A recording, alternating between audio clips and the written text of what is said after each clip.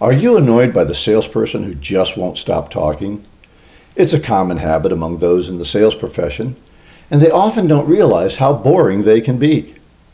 We want you to learn how to sell more effectively by exploring bad behavior in this series of 2-minute selling tips, Sales Turnoffs. So let's take a few minutes to understand the motivation behind the good talker.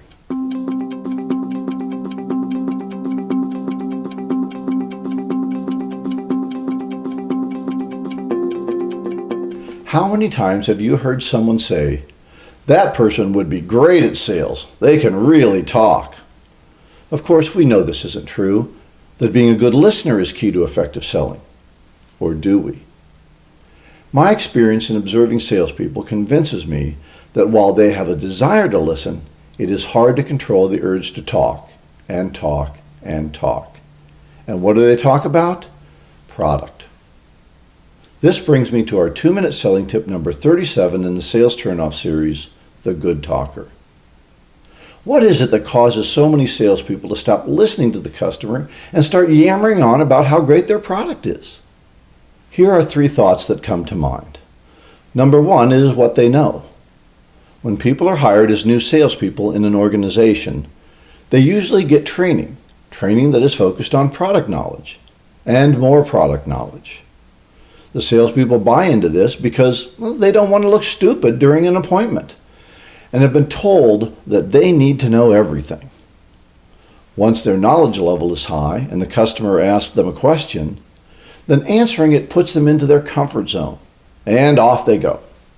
The more product knowledge they have, experienced salesperson, the more likely they are to talk instead of listen. Number 2, they have prepared nothing else. We talk to a lot of salespeople and have come to realize that while most of them think it is important to prepare a series of questions to ask as part of the interview, very few of them do it. So they end up with 2 or 3 starter questions and figure that their experience will bring the next appropriate question to mind. Unfortunately, they don't really have experience in asking thought-provoking questions. Instead, they have a vast level of product knowledge, and off they go again. Number 3. They pounce on the first opportunity to make a sale. Any salesperson worth their draw will tell you that the purpose of an appointment is to make a sale, and I would agree with them.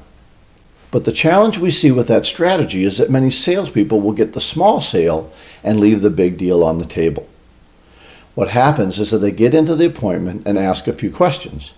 The client mentions that they need something small, say 500 sets of protective gloves or 2 cases of whatever. Immediately, the salesperson starts to extol the virtues of their A1 protective gloves. The client says, "That sounds perfect, I'll take 500, and the salesperson writes up the order for $1,500 and walks out of the appointment happy.